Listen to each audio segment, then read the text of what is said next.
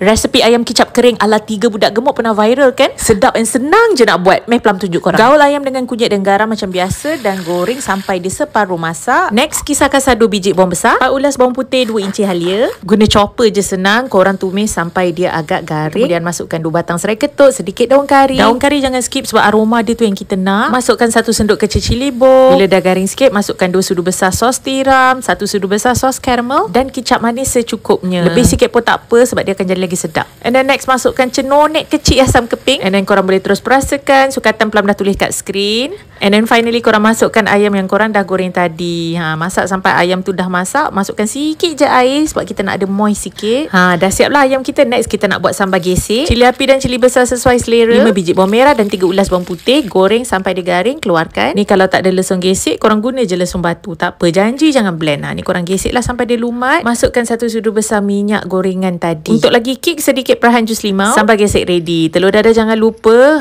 Dah siap lah set lengkap. Ayam kicap kering ala 3 budak gemuk. Untuk korang yang baru nak belajar masak pun, korang try lah resepi ni sebab sangat senang. That's all for now. Selamat mencuba.